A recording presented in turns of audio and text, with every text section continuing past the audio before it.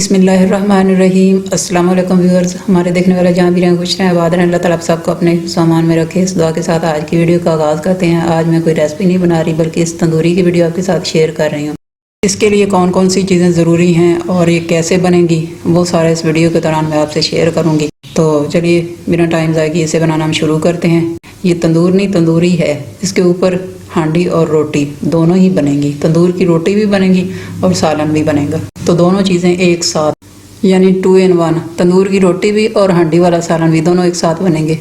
और मज़े की बात यह है कि आप इसे शहरों में जहाँ 2-3 मरले के मकान होते हैं, खुला सेन नहीं होता, वहाँ पर भी आप इसे बना सकते हैं। आप इसे अपने घर की छत पे शिफ्ट कर सकते हैं। दूसरे अल्फाज में आप विलेज लाइफ को अपने घर की छत पे शिफ्ट कर सकते हैं और विलेज लाइफ को एंजॉय कर सकते हैं शहर में रहते हुए। तो चलिए बिना टाइम ज़ाया किए इसे बनाना हम शुरू करते हैं। इसके लिए मैंने चिकनी मिट्टी ले ली है। तो जब भी आप तंदूरी बनाएं तो इसके लिए मिट्टी चिकनी होनी चाहिए। इसमें मुश्किल काम बस यही है कि कहीं से चिकनी मिट्टी लानी पड़ेगी और इसे इस तरह से बारीक कर लेंगे कूट कर। और इसमें डालने के लिए मैंने मुंज की रस्सियाँ ली हैं, तो इनको इस तरह छोटे छोटे टुकड़ों में काट लेंगे। तंदूरी में जकड़ बनाने के लिए मुंजी ही डाली जाती है। तो ये मुंज का बान होता है जिससे चारपाइयाँ बुनी जाती हैं। ये साइड पे कोने पे आपको नजर आ रहा होगा, ये इस तरह का होता है। इस तरह की रस्सियों से बनी हुई अगर घर में कोई पुरानी चारपाई पड़ी है तो फिर तो आप उसमें से निकाल कर भी इसे इस्तेमाल कर सकते हैं, लेकिन अगर नहीं है तो फिर इसे अच्छी तरह से देख लें, पहचान लें और बाजार में जाएं और जहाँ चारपाई बनी जाती है वहाँ से ये मुंज की रस्सी आपको मिल जाएगी। इसके लिए तकरीबन 8 से 10 मीटर की रस्सी काफी रहेगी। तो यहाँ पर मैंने टुकड़ों को उधेड़ कर इस तरह से बना लिया है। अब इसको मिट्टी में मिक्स करेंगे। पहले मिट्टी को गीला कर लेते हैं और फिर ये जो मुंज का बान मैंने उधेड़ के रखा है वो इसके अंदर शामिल करेंगे और अच्छी तरह से मिक्स कर लेंगे। एक तंदूरी के लिए तकरीबन 10 से 15 मीटर की रस्सी जो है वो काफी रहती है। फिर भी आप एहतियातन थोड़ी सी एक्स्ट्रा ले लें, 20 मीटर ले लें। तो मिट्टी तकरीबन इतनी होनी चाहिए जितनी ये मैंने ली हुई है। तो पहले इसको गीला कर लेते हैं और गीला करने के बाद इस तरह थोड़ा थोड़ा करके इसके अंदर मिक्स कर लेंगे और इसकी कंडीशन कैसी बनेगी आखिर में वो भी मैं आपको दिखाऊंगी। तो मिट्टी को गीला करने के बाद ये सारी मुंज थोड़ी थोड़ी करके इसके अंदर मिक्स कर लेंगे। यहाँ पर मैंने मिट्टी को तैयार कर लिया है। अब ये प्लास्टिक की बाल्टी ली है और इसके ऊपर शापर को लपेट लिया है और शापर को पैकिंग टेप के साथ अच्छी तरह से चिपका लेंगे, ऊपर वाली साइड से भी और अंदर वाली साइड से भी, ताकि ये अच्छी तरह से फिक्स हो जाए और इधर उधर हिले नहीं। ऊपर वाली साइड से मैंने चिपका लिया अच्छी तरह से। अब अंदर वाली साइड से भी इसे पैकिंग टेप के साथ फिक्स कर लेंगे। तो इस तरह ये मैंने इसे तैयार कर लिया है। बाल्टी को अंदर वाली साइड से भी पैकिंग टेप लगा दी और ऊपर वाली साइड भी। ये देखिए अंदर वाली साइड से भी और ऊपर वाली साइड से भी शापर अच्छी तरह से फिक्स हो गया। अब जब हम इसके ऊपर लेप लगाएंगे तो ये हिलेगा नहीं। तो यहाँ पर मैंने मिट्टी को 1 दिन के लिए शापर में लपेट के रख दिया था ताकि इसमें अच्छी तरह जकड़ बन जाए और ये स्टिकी हो जाए। तो ये देखिए मिट्टी बिल्कुल तैयार है, ये ऐसी होनी चाहिए। तो अब हम इसको बनाना शुरू करते हैं। प्लास्टिक वाली बाल्टी को इस तरह से उल्टा रख लेंगे और मिट्टी को इस तरह से लेंगे, इसके ऊपर थोड़ा सा पानी लगाएंगे और जैसे रोटी बनाते हैं इसी तरह दोनों साइडों से पानी लगाएंगे और पहले जो साइड अंदर की तरफ करनी है शापर की तरफ, उसके ऊपर इस तरह पानी के साथ फिनिशिंग दे लेंगे। तो सफाई देकर इसे इस तरह से चिपका लेंगे ताकि थोड़ा सा स्टिकी भी हो जाए और शापर के साथ चिपक जाए और अंदर वाली साइड सफाई भी आ जाए, क्योंकि बाहर वाली साइड तो हम बाद में सफाई दे लेंगे ना, लेकिन अंदर वाली साइड से फिर वो नहीं दे सकेंगे। तो इसलिए इसकी जो साइड शापर के साथ चिपकानी है उसे पहले पानी लगाकर इस तरह अच्छी तरह से फिनिशिंग दे लेंगे और इसे इस तरह से चिपका लेंगे। ऊपर वाली साइड तो बाद में भी सफाई दे लेंगे ना इस तरह से, तो अंदर वाली साइड से फिर वो नहीं आ सकेगी। इसलिए अंदर वाली साइड पहले इस तरह सफाई देंगे और फिर ऊपर वाली साइड इसे चिपका कर बाद में सफाई दे लेंगे। तो इसी तरह से सारी मिट्टी को इसके इर्द गिर्द बाल्टी के चिपका देंगे। ये जो रोटियां सी बनाकर मैं इसकी लगाती जा रही हूँ, इसकी मोटाई मैंने तकरीबन 1/2 इंच ली है। इतना ही मोटा रखने से ज्यादा मोटा इसे नहीं बनाना, क्योंकि फिर अंदर वाली साइड से जब हम तंदूरी को निकालेंगे तो अंदर वाली साइड से भी फिनिशिंग देनी पड़ेगी और इसके ऊपर तकरीबन 1/4 इंच या कम से कम 1 सूतर का लेप अंदर वाली साइड सफाई देने के लिए लगाना पड़ेगा। इस तरह अगर हम इसकी मोटाई पहले से ही ज्यादा रख लेंगे तो फिर अंदर वाली साइड से जब इसको फिनिशिंग देने के लिए मिट्टी लगाएंगे अंदर वाली साइड, तो फिर इसकी मोटाई जो है वो ज्यादा हो जाएगी। और ज्यादा मोटी होने से एक तो ये है कि इसमें दरारें आ जाती हैं और दूसरा इसको गर्म करने के लिए बाद में ये लकड़ियां भी फिर ज्यादा डालनी पड़ती हैं इसमें, तभी ये सही तरह से गर्म होती है। तो इसलिए इसकी मोटाई जो है वो हमने 1/2 इंच से ज्यादा नहीं लेनी, बस 1/2 इंच ही इसकी मोटाई रखते जाना है और इस तरह से चारों तरफ से बाल्टी के मिट्टी का लेप लगाकर इसको तैयार कर लेंगे।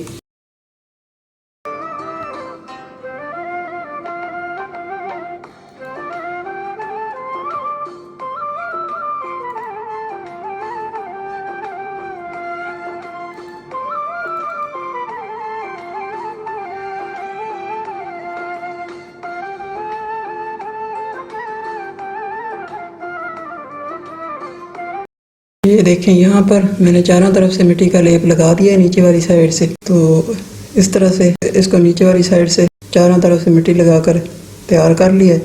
तो ऊपर वाली साइड एंड पे थोड़ा सा सुराख रखा है, क्योंकि हमने ये तंदूर नहीं बनाना ना, हमने तंदूरी बनानी है, तो इसको चूल्हे की शेप देनी है। तो एंड पे यहाँ थोड़ा सा ये सुराख रखा है, इसको इसकी इस तरह से मुट्ठी बांध देंगे और इसको अच्छी तरह से फिनिशिंग दे देंगे, क्योंकि हमने इसके ऊपर हंडी बनानी है। तंदूर के ऊपर तो कोई चीज़ नहीं पकाई जाती, इसलिए ऊपर से लकड़ियाँ डालते रहते हैं और उसे गर्म कर लेते हैं। लेकिन यहाँ पर हम इसके ऊपर चूल्हे की शेप देकर ऊपर हंडी रख देंगे तो फिर साइड से थोड़ा सा ये सुराख चाहिए लकड़ियाँ लगाने के लिए। तो इस तरह से मैंने इसे तैयार कर लिया है और साइडों से फिनिशिंग दे दी, ऊपर वाली साइड से भी। तो सामने वाली साइड ये सुराख रखा है लकड़ियाँ डालने के लिए, बाद में हम इसे चूल्हे की शेप देंगे जब इसे सेट करेंगे लगाएंगे। तो यहाँ पर इसे तैयार कर लिया मैंने, ये देखें सामने वाली साइड से भी इसे फिनिशिंग दे दी है और ये सुराख लकड़ियाँ लगाने के लिए रख लिया है। और इस तरह से ऊपर वाली साइड से भी मैंने इसे फिनिशिंग दे दी है और पीछे वाली साइड भी एक छोटा सा ये सुराख रखा है ताकि इसमें से हवा अंदर जाए। हवा अंदर जाएगी तो आग भड़केगी और तंदूरी अंदर से सही तरह से गर्म होगी, ये भी ज़रूरी होता है रखना। तो यहाँ पर ये थोड़ी सी मिट्टी बच गई है, तो इसकी हम जब ये सूख जाएगी तो बाल्टी बाहर निकाल कर अंदर वाली साइड से इसे फिनिशिंग देंगे। तो यहाँ पर मैंने इसे 1 दिन के लिए रख दिया था, तो ये सूख गई है। तो अब हम इसको सीधा कर लेते हैं और इसको सीधा करके इसमें से बाल्टी को निकाल लेंगे। ये बड़ी एहतियात के साथ करना है। बिस्मिल्लाहिर्रहमानिर्रहीम। चलें जी, सब सीधी हो गई है। तो अब ये अंदर जो छापर लगाया था पैकिंग टेप को, पहले इसको उखाड़ कर निकाल लेते हैं। तो यहाँ पर बाहर वाली साइड से ये जो है मिट्टी है थोड़ी चिपकी हुई है, तो ये ऐसे बाल्टी नहीं निकलेगी। तो इसलिए थोड़ी ऊपर वाली साइड भी तय इसकी आ गई थी बाल्टी के ऊपर फिनिशिंग देते हुए। तो पहले इसको छुरी के साथ ऐसा काट कर अलग करेंगे, तभी ये बाल्टी बाहर निकल सकेगी। बाहर कहीं ऐसा ना हो कि इसे वैसे खींचें तो ये टूट ही जाए। तो इसलिए बड़ी एहतियात के साथ साइडों से छुरी के साथ पहले इसको अलग कर लेते हैं और फिर आराम से बाल्टी को खींचकर एहतियात के साथ बाहर निकाल लेंगे। तो इस तरह एहतियात के साथ चारों तरफ से मैंने छुरी के साथ काट कर अलहदा कर लिया है। तो ये भी ज़रूरी था, क्योंकि अगर ऐसे हम निकालने की कोशिश करें तो कहीं ऐसा ना हो कि सारी मेहनत ज़ाया हो जाए, ये टूट ही जाए तंदूरी साइडों से, क्योंकि चिपकी हुई थी। तो इसलिए छुरी के साथ मैंने इसे चारों तरफ से अलग कर लिया और वो जो मिट्टी बाल्टी के किनारे के ऊपर आई हुई थी वो काट कर निकाल दी है। अब शापर है तो इसको भी पहले कैंची के साथ काट देंगे ऊपर वाली साइड से, ये जो फालतू बड़ा हुआ है, तो फिर बाल्टी आराम से निकल आएगी। तो ऊपर वाली साइड से ये फालतू जो शापर है इसको काट देते हैं पहले। ये देखें, तो यहाँ पर मैंने शापर को काट कर अलग कर दिया है। तो अब इसको निकालते हैं। बिस्मिल्लाहिर्रहमानिर्रहीम। ये देखें अल्हम्दुलिल्लाह कितनी अच्छी तरह से बनकर तैयार हुई है तंदूरी हमारी। और ये शापर खुश्क होकर खुद ही अलहदा हो गया था। अब इसको भी निकाल देते हैं। अब ये इसमें थोड़ी थोड़ी ये लकीरें सी आई हुई हैं, तो इसको फिनिशिंग देने के लिए थोड़ा सा 1/4 इंच या 1 सूतर का लेप लगाएंगे अंदर, ताकि ये अंदर से सफाई इसकी आ जाए अच्छी तरह से और ये जो लकीरें सी बनी हुई ये साफ़ हो जाएं। तो अंदर वाली साइड से फिनिशिंग देनी ज़रूरी होती है, क्योंकि इसके ऊपर रोटियां लगानी अंदर वाली साइड। जब साफ़ सुथरा और सफाई के साथ ये बना होगा तभी रोटी इसके साथ सही तरह से चिपकेगी और पकेगी अच्छी तरह से पीछे वाली साइड से। तो इस तरह इसे अच्छी तरह से फिनिशिंग दे देंगे। और ये बिल्कुल पतली पतली तय में लगा रही हूँ मिट्टी की। और इस तरह अंदर से ये कोट करके सफाई देने के बाद इसकी जो टोटल मोटाई है वो तकरीबन 1.25 इंच ही बनेगी। इससे ज़्यादा मोटी हमने नहीं बनानी।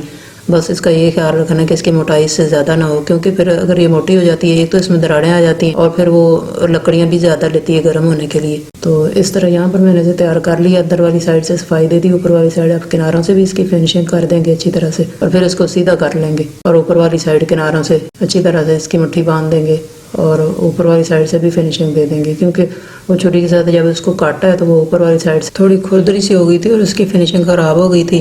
तो इस तरह अंदर वाली साइड से और नीचे वाले किनारों से इसको फिनिशिंग देने के बाद सीधा करके रख लेंगे और ऊपर वाली साइड किनारों से भी दोबारा से इसको फिनिशिंग देकर इसकी मुट्ठी बांध देंगे। तो इस तरह नीचे वाली साइड से मैंने इसकी फिनिशिंग दे दी है और ऊपर वाली साइड सीधा करके रख लिया था और ऊपर वाले किनारों से भी इसको फिनिशिंग दे दी। अब इसको 1 दिन के लिए तकरीबन छोड़ देंगे ताकि ये अंदर से अच्छी तरह से सूख जाए और फिर इसको सेट करके लगाएंगे। यहाँ पर इसे 2 तरीक़ों से लगाया जाता है। एक तो गड़ा खोद कर ज़मीन में लगाते हैं तो वो बिल्कुल ज़मीन के लेवल के बराबर आ जाती है और फिर उसके ऊपर बैठ कर कुकिंग की जाती है जैसे चूल्हे के ऊपर करते हैं। तो यहाँ पर ये मैं चूँकि छत पे लगा रही हूँ तो इसलिए यहाँ छत पे खुदाई तो नहीं हो सकती और छत के ऊपर ज़मीन दो तंदूरी तो नहीं बनाई जा सकती। इसलिए पहले मैंने ये नीचे ईंटें बिछा रही थी, अब इनके ऊपर इस तरह से मिट्टी फैला दी है ये ताकि इसकी दरारों के अंदर चली जाए और वो अच्छी तरह से फिक्स हो जाए, फंस जाए मिट्टी इनके अंदर और ये पक्की हो जाए। क्योंकि नीचे से थोड़ी कच्ची रखनी होती है ना, तो इस तरह ईंटों के ऊपर मिट्टी की ये कच्ची तह भी बन जाएगी और ईंटों की दरारों के अंदर जो गैप है उसमें मिट्टी चली जाएगी, तो ये ईंटें एक जगह फिक्स हो जाएंगी और मिट्टी की वजह से नीचे वाली साइड से ये ज्यादा गर्म भी नहीं होगा। इस तरह मैंने इसको चौकोर शेप में बना लिया है और इसकी चौड़ाई हमने इतनी रखनी होती है कि तंदूरी और इस बाहर वाली दीवार के दरमियान तकरीबन 5 से 6 इंच का गैप बच जाए। और इस गैप के अंदर हम राख भरेंगे। बाद लोग रेत और मिट्टी भी डाल लेते हैं, लेकिन रेत की निस्बत राख ज्यादा देर तक गर्म रहती है, इसलिए इसके साइडों पे जो गैप है उसमें मैं तो राख ही डालती हूँ। यहाँ पर साइडों की दीवार बनाने के बाद मैंने तंदूरी को इसके अंदर सेट करके रख दिया। तो आप देख सकते हैं कि बाहर वाली दीवार और तंदूरी के दरमियान चारों तरफ से तकरीबन 5 से 6 इंच का गैप बच गया है। और ये नीचे हवा के लिए जो सुराख रखा था इसके सामने 3 ईंटें इस तरह से सेट करके रख लेंगे और फिर इसके ऊपर प्लास्टिक के पाइप को इस तरह से खड़ा कर देंगे। पाइप चूंकि प्लास्टिक का है इसलिए तंदूरी के और इस पाइप के दरमियान थोड़ा सा फासला रखेंगे। ये फासला रखना जरूरी है ताकि तंदूरी की हीट की वजह से पाइप पिघल ना जाए, क्योंकि प्लास्टिक का है ना। तो यहाँ पर मैंने ईंट का छोटा सा टुकड़ा इसके अंदर फंसा दिया है और इस तरह पाइप को मैंने सेट कर दिया और नीचे वाली साइड जो सुराख थे उनमें मिट्टी डालकर उनको बंद कर दिया है। और अब इसमें राख डाल दिए। राख डालने से पहले ये सुराख बंद करने जरूरी थे ताकि राख इन सुराखों से बाहर निकल कर पाइप को बंद न करे। और ऊपर वाली साइड राख चूंकि थोड़ी कम पड़ रही थी तो इसलिए मैंने इसमें मिट्टी डाल दी है। और तंदूरी के सामने वाली साइड से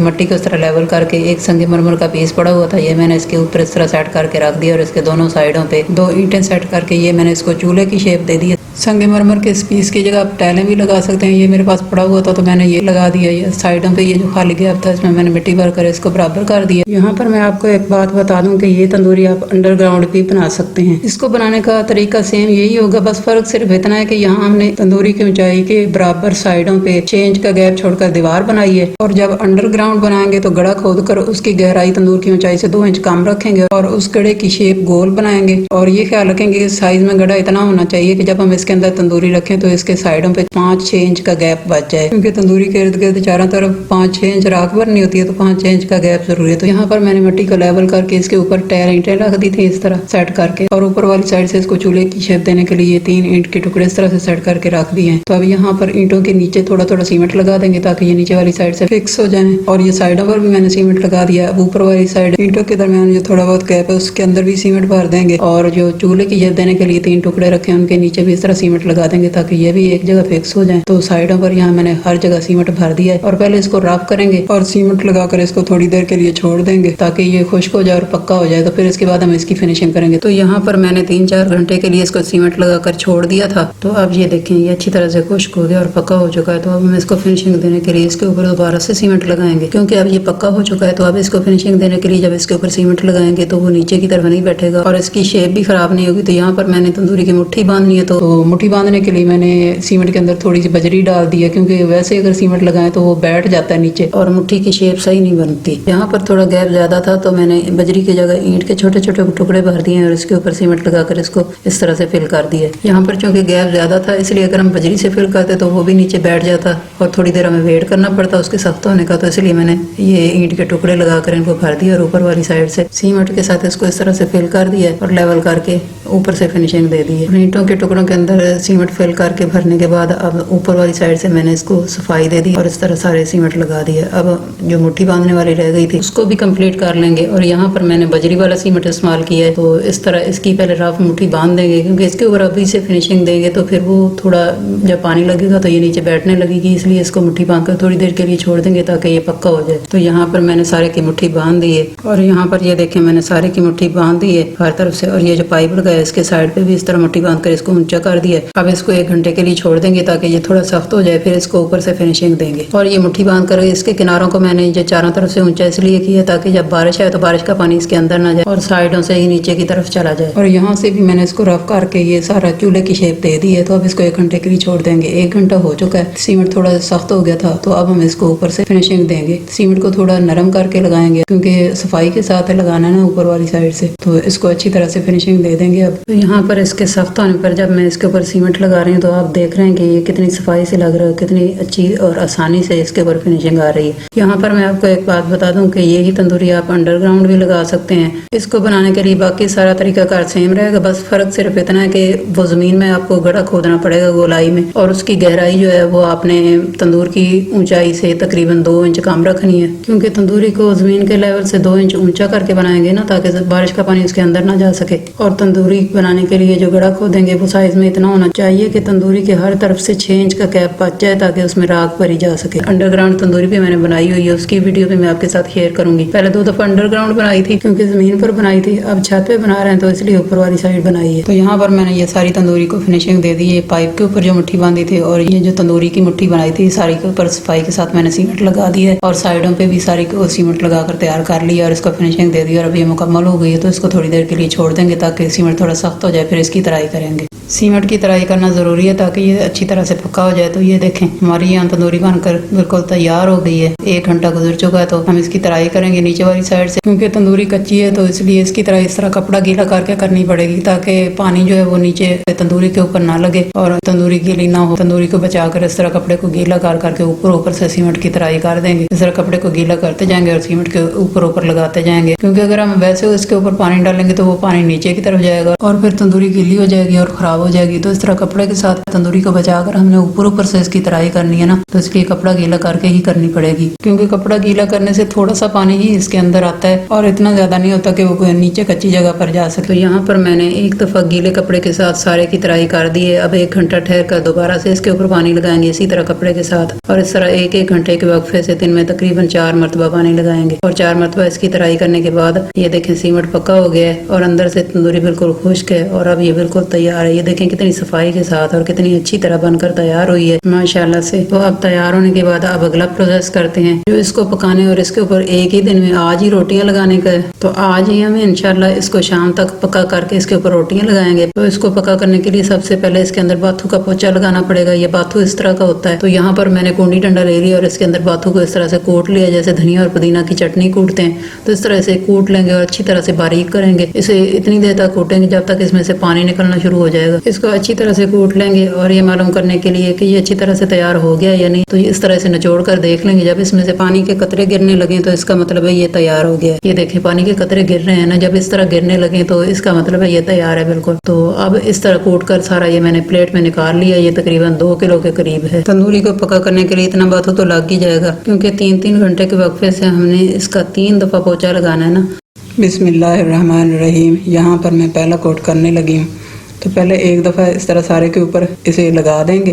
तो ये देखें जब पहली दफ़ा मैं लगा रही हूँ तो ये वाइट सा नज़र आ रहा है और क्योंकि ये बाथू का पानी लगने से थोड़ा गीला हो रहा है तो इसलिए सारे के ऊपर इसे इस तरह से एक दफ़ा फेर देंगे और जब कच्ची मिट्टी इसके पानी को चूस लेगी और जज्ब कर लेगी और थोड़ा खुश्क हो जाएगा तो फिर इसके ऊपर डबल कोट करेंगे। तो इस तरह थोड़ा खुश्क होने पर जब इसके ऊपर डबल कोट करेंगे तो मिट्टी दूसरी बार भी पानी को चूस लेगी और ये पक्का हो जाएगा।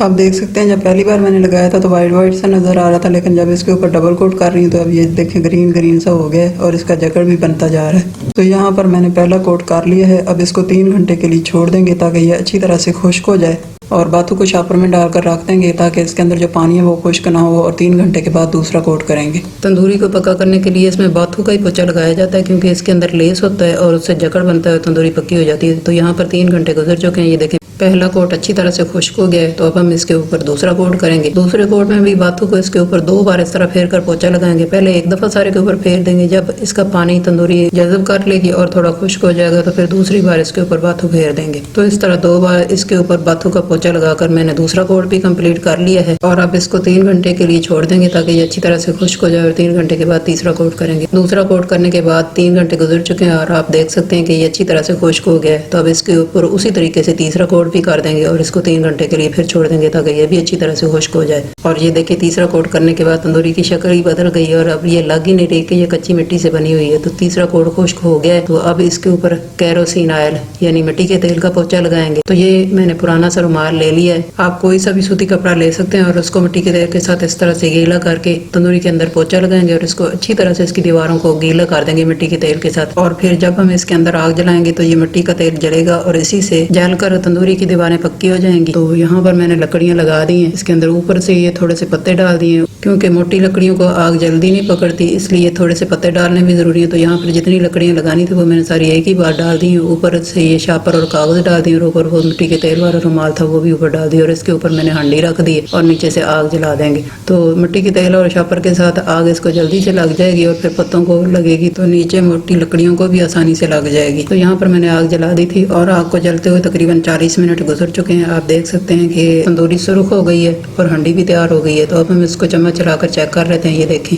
ये अच्छी तरह से तैयार हो गई है और बहुत अच्छी खुशबू आ रही है। जब हांडी में और लकड़ियों पे सालन बनाए तो उसका टेस्ट अलग ही होता है और बहुत अच्छा होता है। हांडी की रेसिपी की वीडियो मैंने अलग से बनाई, उसका लिंक मैंने वीडियो के डिस्क्रिप्शन में दे दिया है। इसकी अगर आप रेसिपी देखना चाहते हैं तो वो वीडियो खोल कर देख सकते हैं। तो यहाँ पर मैंने हांडी उतार कर साइड पे रख दी और अब इस कड़े को भी उतार दिया है। ये कड़ा इसलिए रखा जाता है ताकि साइडों से धुएं के साथ हांडी काली ना हो। तो यहाँ पर सारी लकड़ियां जल चुकी हैं और ये देखें, उन लकड़ियों के जलने से सिर्फ 40 मिनट के अंदर तंदूरी पककर सुर्ख हो गई और रोटियां लगाने के लिए बिल्कुल तैयार है। तो यहाँ पर मैंने पहले से पेड़े बनाकर रख ली हैं रोटियां लगाने के लिए, क्योंकि तंदूरी का साइज इतना है कि इसमें एक बार 4 रोटियां लगती हैं। मैंने क्योंकि रोटियां ज्यादा लगानी थी इसलिए पेड़े पहले से बनाकर रख लिए हैं, क्योंकि मोटी लकड़ियों की आग है और इससे तंदूरी की दीवारें पककर इतनी अच्छी तरह से गर्म हो गई हैं कि इसके ऊपर 4 मरतबा रोटियां लग जाएंगी। तंदूरी क्योंकि ज्यादा अच्छी तरह से गर्म हो गई है इसलिए मैंने पेड़े पहले से बनाकर रख लिए थे, ताकि जैसे ही जल्दी जल्दी रोटियां पकती जाएंगी तो मैं उनको उतारती जाऊंगी और इनकी जगह और रोटियां लगाती जाऊंगी। तो ये देखें, तंदूरी ज्यादा गर्म है तो इसलिए रोटियां पककर नीचे गिर रही हैं। तो मैं इनको जल्दी जल्दी उठाती जाऊंगी और इनकी जगह और रोटियां लगाती जाऊंगी। शुरू में ज्यादा हीट की वजह से रोटियां तेजी से पकती हैं तो इसलिए जल्दी जल्दी लगानी होती है। इसलिए मैंने पेड़े पहले से बनाकर रख लिए थे ताकि पेड़े करने में टाइम ज़ाया ना हो। तो पहले 2 दफा तो जब रोटियां लगाई हैं तो ये देखें खुद ही पककर नीचे गिर रही हैं, क्योंकि तंदूरी ज्यादा गर्म है। लेकिन तीसरी और चौथी बार क्योंकि हीट कम हो जाती है इसलिए 1 मिनट वेट करके उतारनी पड़ती है, लेकिन वो भी पानी के साथ ही लग जाती हैं। तो ये देखें, ये रोटी मैंने तीसरी बार पानी के साथ लगाई, कितनी अच्छी तरह से पकी हुई है दोनों साइडों से, ऊपर वाली साइड से भी और नीचे वाली साइड से भी। ये देखें दोनों तरफ से अच्छी तरह से पक गई है। तो इसी के साथ आज की वीडियो का एंड होता है। इंशाल्लाह किसी और वीडियो के साथ फिर हाजिर हो जाएंगे। तब तक के लिए थैंक्स फॉर वॉचिंग। अल्लाह हाफिज़।